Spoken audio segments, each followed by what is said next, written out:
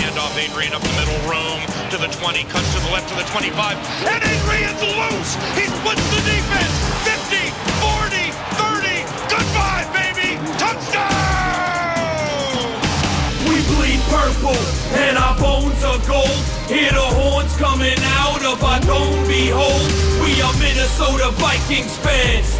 We love when a player scores, we roar, ignite the stands. We bleed purple, and our bones are gold. We're the kings of the north, our slogan's Hello everyone, and welcome to the Purple People Podcast. We got a special show in store for everyone this week. My name is Kyle West. Adam Carlson is out there. What's going on, Adam? Hey everyone, and welcome to the Purple People Podcast. This is episode number 50 for those of you that are counting out there. Woo! I've decided to title this one, Thanks for the MEMEories. And why do you think it's called that? Gee, could it be because we have a special guest on this week's show? Absolutely. With us is Gene LaVoy. He's an admin from Minnesota Vikings Memes. Say hello to everyone. Hey everybody. All The right. big 5-0. I know, it's exciting to be here. I never thought we'd make 50 shows, to be honest. You guys are over the hill. Yeah. I know, right? It's exciting for me and Adam and maybe no one else, but hey, as long as we like it, right? Yeah. Yep. For the listeners out there that aren't familiar with Minnesota Viking Memes, tell them a little bit about that. Well, it's pretty much a Facebook page like you guys have, and what I do is I just think of situations or subjects. Like today was Mother's Day, and I just posted a Harrison Smith meme, and all I do is go on Google, get pictures together, put captions over them, and then post them on my Facebook page, and people love them. Oh yeah, it's funny stuff. If you guys haven't checked it out, make sure you do. Because I've had some really good laughs by looking at some of that stuff. Yeah, it's very cool. I'm always sharing them on my personal Facebook page all the time, and I know a lot of Vikings fans get a kick out of that stuff. So it's really cool to see that sense of humor and get that out there. We like that here Yeah. in the podcast. In order to be a Vikings fan, you got to have some kind of sense of humor. Oh, Ain't totally. that the truth? All right, well, let's start out this show the way we've been starting out all our shows lately, with a question from social media. Yay! This one comes from our lovely Facebook page.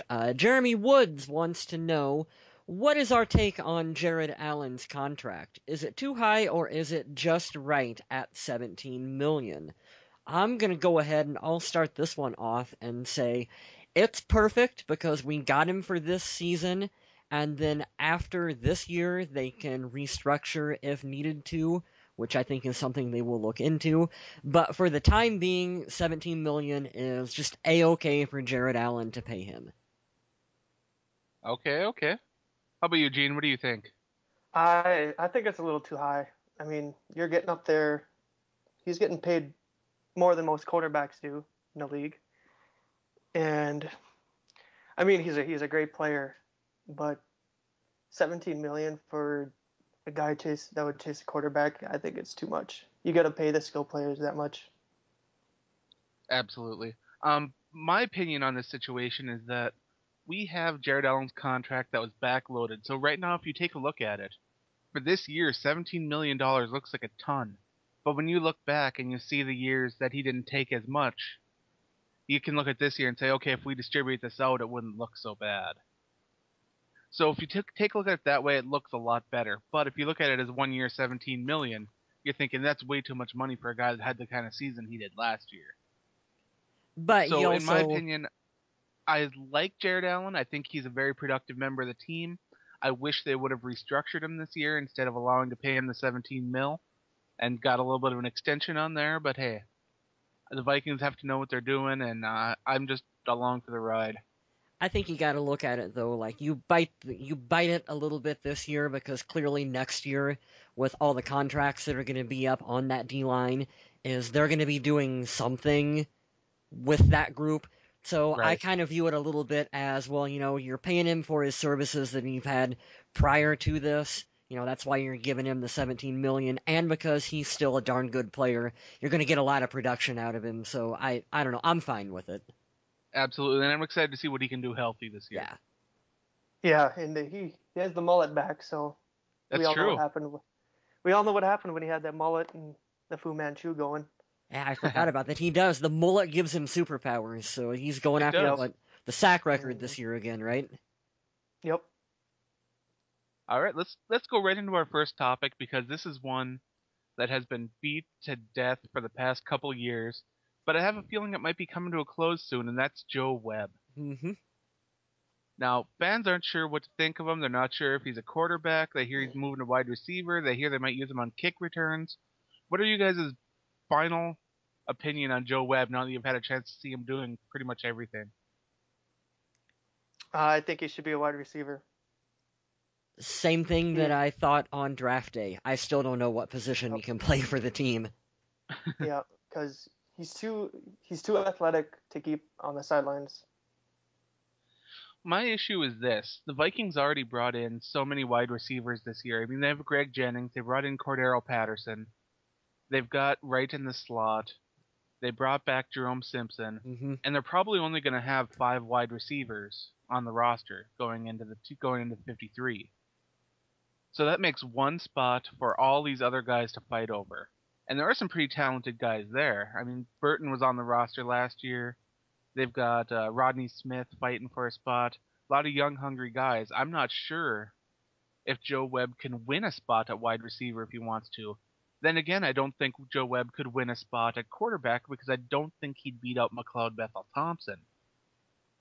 He's not going to beat out McLeod Bethel Thompson for the number 3 quarterback spot. The only way that I can see him sticking on the team is, like you said, if he can round out that last wide receiver position. You mentioned some of the guys like Rodney Smith. You got Greg Childs, who was the wild card a little bit. I think Greg ultimately ends up on the practice squad. I think so too. And then it's like you look at it and you go, can Joe Webb really beat out someone like Chris Summers or Rodney Smith for that last spot on the receiving core? I don't know. He's a heck of a talent, but can he do it? I think he can because he already knows the playbook in and out as being a quarterback, and so he can line up anywhere on the field, and he knows all the plays. And I think that gives him a slight advantage, but I don't think it's that big of an advantage to know the entire playbook over being the skill that is below him, the competition that it brings. Yeah. But yeah, I think he'll be there at the starting of the year at wide receiver. Interesting. Now, as you all probably heard me bragging about recently, I've started writing for the Viking Age, and I've wrote several articles. I wrote one on Joe Webb as to what I thought they should do with him, and I thought they should convert him to a change of pace running back. Ooh. Because as of right now, they don't have that guy on the team that can do that. I don't know how good his blocking is or anything like that, but I think it could be really interesting. Because you could even add some gadget plays for Joe Webb at running back to throw the ball and have a wildcat without having a wildcat. Exactly, yeah. But you could also do that too with him at receiver. I mean, if you're going to run like the gadget plays and stuff, you can have him, do all kinds of funky stuff. It'll be fun to see what happens with Joe Webb. That's one of those training camp battles. It'll be interesting to see how it shakes out. Absolutely. The last spot I've heard people talking about using him is on returns. Now, I don't want to speculate on this because I know that Patterson loves returns. I know they have Josh Robinson. I know they've got Sherrill. They've got a lot of guys competing. But again, I just don't think that Joe Webb will be able to beat those guys out. No, I really don't No, see me him on neither, that yeah. either. So, as a final way of saying this here, where do we see Joe Webb going into this season? Will he be on the Vikings roster? And if he is, what will he be doing? He will be on the roster. He'll get that last spot. Okay, what do you think, Kyle? He'll be That's on what the I think. roster, but I think he'll be on the bench for most of the season. I think the Vikings will not put him on the final roster, and they'll try to hide him away on the practice squad, and he will get taken by someone else. Can they do that though, Adam? I think after you play so many like snaps or whatever. Or I don't think you can go on the practice squad. Really? Yeah, I'm pretty confident on that one. That I'm not sure of. I'll have to check up on that. But Do you know anything about that, Gene? No, I don't at all. Yeah, I'm pretty sure after you play so many snaps or have been active for so many games in a regular season that you can't go back on the practice squad. interesting. So then I think he'll be released. Yeah. Sad ending to that Joe Webb story. Seattle's gonna pick him up if he's released. Yeah, you The place pre-order where Vikings go to pre-order die. your Seattle Seahawks Joe Webb jersey at Purple People Yep. Podcast. Tavares Jackson Jr. While we're on the topic of wide receivers, Vikings training camp has had a really interesting guy come through. I'm saying interesting because I don't want to be negative. We're talking about Derron Carter, the son of Hall of Fame wide receiver Chris Carter, the former Minnesota Viking. Now, he was brought into camp, and they gave him a shot on a trial basis, and they have asked him not to return to camp. What are your impressions of this?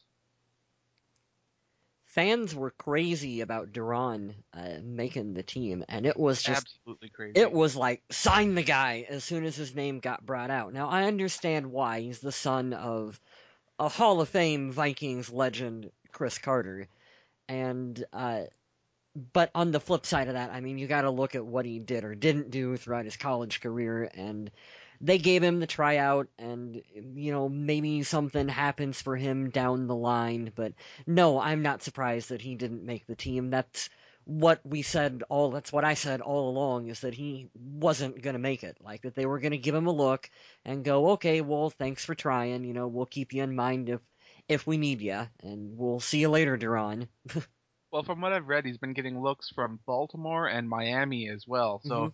maybe he'll latch on there. But as of now, we know Minnesota is not one of the teams interested. Yeah, I heard he was with the Saints. Were gonna give him a look this weekend. Ooh. We all know the Vikings and the Saints are good friends. Mm-hmm. But yeah, it's one of those situations where I think the name is bigger than the player. You know how sometimes a movie opens and it'll star someone who's absolutely just super famous. People flock to the movie. It makes hundreds of millions of dollars. And the movie sucks, but they went to go see it because of that guy. That's how I feel Derron Carter is. People are so interested in this guy, but they're not really knowing anything about him. I mean, they've seen his dad work, but they've never really seen him work. I've never seen him work, not like live or against high competition. I've never seen him do anything that really impressed me. I've seen some of his tape on YouTube, but other than that, I mean, really, why are people so excited about him? Just the name? Well, it's the name, and I've seen some of the video that Tom Pelissero tweeted out of him running routes and catching balls and stuff, and you can tell by watching him that he's a big guy he's quick when he runs, and he's got the name recognition to go with it. So that's why I think a lot of people that's why they're interested in him. I think they're interested because Chris kind of went through the same thing, kind of like not doing well in college, but then actually getting a chance to go with the Eagles and then getting released or cut. And then he comes up and he's this nobody. And I think they kind of tied it with his son, that he kind of the work ethic is iffy, and that he could be in the same footsteps as his dad. So I think that's why he's getting all this attention. Yeah, you make an excellent point. When Chris Carter came into the NFL, he was a virtual nobody. He had a lot of off-the-field problems, just like his son Derron Carter has. And I'm thinking a lot of fans might be thinking what you're saying, is that it may be the same type of situation, but not everyone can overcome their obstacles, and not everyone has the same talent. And I'm not sure Derron can be Chris, but I can see why fans would be interested or excited about him for that reason. Yeah, there is a little question there the work ethic. Like former teammates have called him out on Twitter, and he's been to four different schools in 4 years. Mm-hmm. So I mean, the off-field issues are just as important when you're trying to make a squad than the on-field play that you do, because they got to figure out if you're really going to put in the time to figure out all the routes or study the film on defense in order to be that great player or to make it onto the team. And I think the Vikings just said, I don't think he can do that for us. Well, the Vikings have taken a major turn as far as the way they've looked at the team. They've been a lot more character-oriented over the past couple years.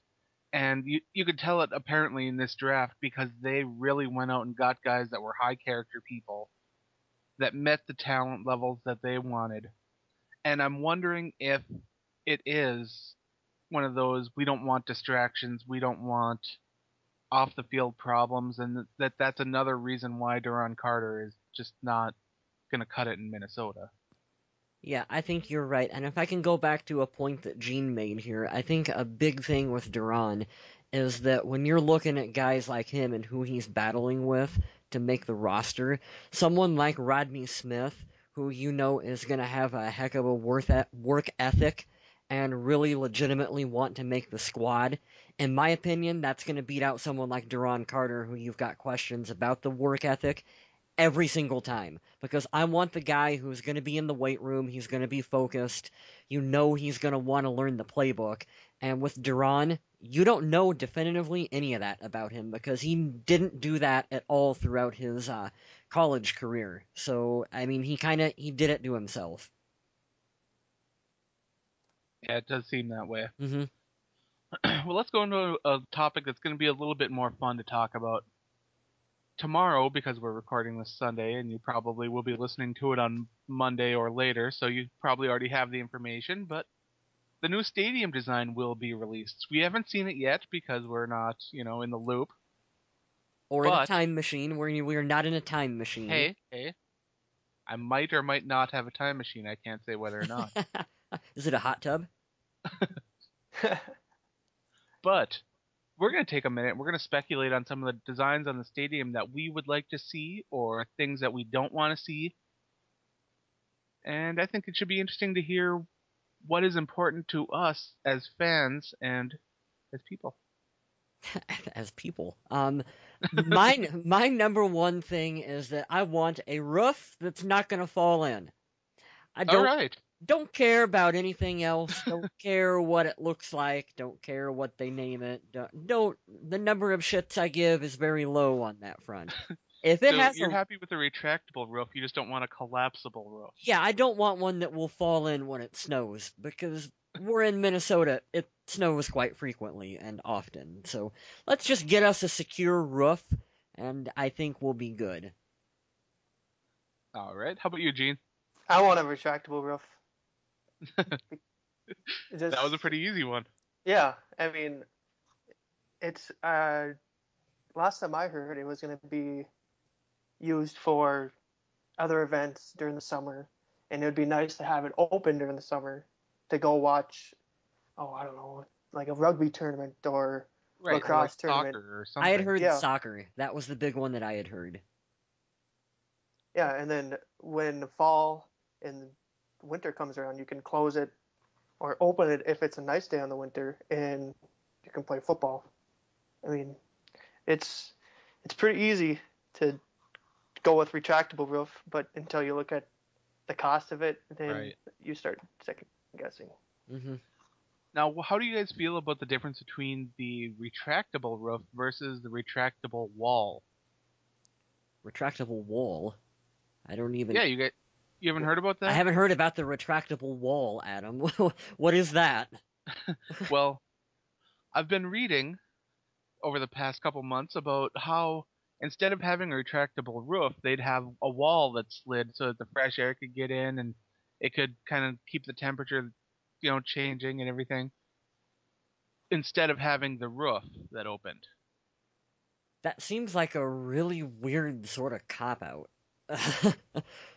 I don't know if I like a retractable wall or not. What happens when it's in Minnesota and it gets caked in ice and like falls off or something? Wow. You really don't think much of the construction here. This is an expensive building. It's not like a 83 Ford. I think they'll do a little bit better job on construction. I don't know. We'll find out. But I think it's an interesting idea. I like the idea of any retractable aspect, just because I hate air that's been closed in and just, yeah, I like fresh air. I'll just leave it at that. Because that's a lot of sweaty people in a very small amount of area. Yeah, I wouldn't mind a retractable wall. Either or, I guess. I mean. But getting back to what we really want, my number one thing, and even though I don't drink anymore, this is number one. They needed an area for fans to get together and grill and party right outside the stadium. Get loud, get riled up, get ready for Vikings football. That's what they need. Yeah, totally. I had remember reading back when they were, working more with getting the stadium bill passed. One of the things they were looking into was having an area for kind of like a Vikings Hall of Fame area, and I think that would be really cool, and I hope something actually does come of that, where they have a spot where you can see all the players that went into the Hall of Fame with different memorabilia and other stuff like that. That would be a really neat thing to have on the building for sure. That's what I hope they put in. Yeah, I'd love to see that. I love history, team history. Mm-hmm. Because a lot of fans, newer fans, don't know a lot about the older guys, and they could go by and they could see, hey, who's this guy? Hey, who's Chuck Foreman? Exactly. So what else is important in the stadium, do you think? Cup holders? Everybody loves cup holders? Yeah. We should change the name of this episode to Our Thrilling Building Debate. Well, it sounds like we're not very picky about what goes into this building as long as it's a building where the Vikings can play football. Pretty much. I mean, what more could you really ask for? Well, I don't want that apple pie dome. I don't want that. That thing looks ugly. Have you seen the design on that one? I have. What were you saying, Gene? Probably a larger concourse. I mean, well, because once you get in the Metrodome, it's pretty compact in between the seats and the vendors. I mean, if they could open it up like they did to Target Field, that'd be really nice. Mm-hmm. Updated bathrooms. I think that's on the top of everyone's list who's been to the Metrodome, is updated bathroom facilities. I don't think you can get any worse than a Metrodome, though. No, I should hope not.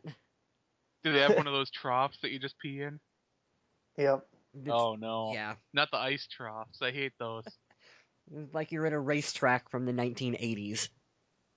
I know. I keep waiting for pigs to come in and start eating out of it, and it's like, that's really gross. But let's close on a quick hit here, because this is the only one I have. It was the 29th birthday today of Minnesota Vikings tight end John Carlson. Are you related to him, Adam? I'd like to wish him a happy birthday. And wish that he has a great season this year. You won't answer that. I want to know if Adam Carlson and John Carlson are relatives. Every time I bring that up, you sidestep. So do you think John Carlson will be able to produce on the field this year? I think Kyle Rudolph is going to get the bulk of the passes thrown his way, and I think that Mr. Carlson will be probably a blocking tight end mostly. That would be my guess. Yeah, that's exactly what I was going to say. Mm-hmm. Carlson do most of the blocking probably off the right side next to Load Holt and catch a couple passes here and there just to be that threat. But yeah, he'd probably do more blocking assignments than go out route running. Yeah. I think that even if John Carlson is healthy, I think he'll lose a lot of his snaps to Red Ellison, because I think they really see Red Ellison as being a young, up-and-coming tight end who has good hands and is a very solid blocker. So I just see John Carlson losing out on snaps to him.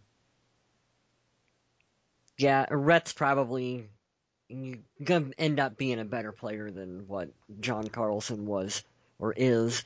So yeah, it'd be fun to see what happens with Mr. Carlson down the line for the Vikings. Absolutely. Now, before we close out, let's take a minute and let's talk about that song that you heard when you started up your Purple People podcast. Oh, everybody liked that song, right? You guys probably don't even really know. You haven't heard it yet, I don't think. Have you? Oh, I have. Yeah? Gene, I mean, that's who I was talking about. Gene probably hasn't heard the song that we're talking about, but, No, probably not. yeah, we got a new intro song that I think you guys will like, and you can hear an even longer version of it coming up in the outro, so if you've listened to us this far, stick around, it's coming up here in just a couple more minutes, but it's, very cool, and I think it'll get you guys excited for, not only the Vikings, but hopefully for the show, too.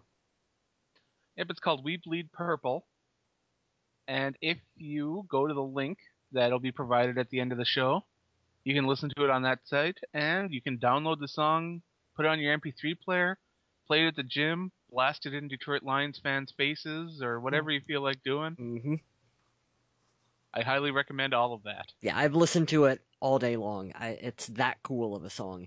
The beginning part specifically, which I'm sure you guys heard 30 minutes ago at the start of the show, with Paul Allen, where it kicks off, is just like the coolest thing I've ever heard. Oh yeah, great stuff.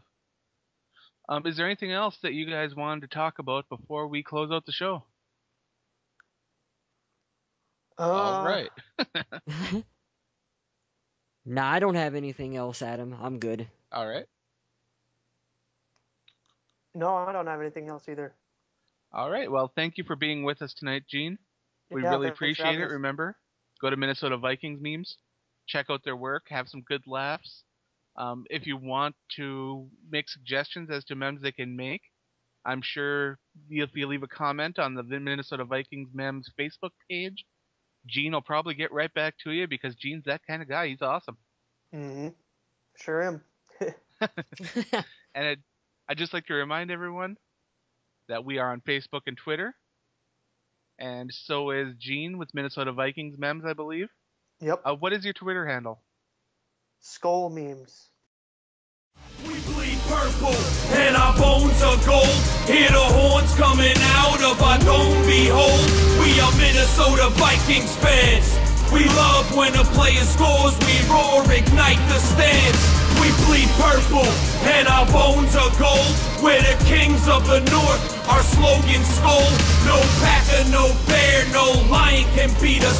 We will punish anyone if they try to defeat us. He's the MVP, appreciated greatly.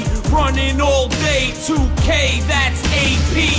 Make a defense cry or maybe beg. ACL stands for Adrian's crazy leg. He's the heart of the team. 28 holding up that Lombardi is a part of the dream. We will never give up. We find the faith to move past 09 and 98.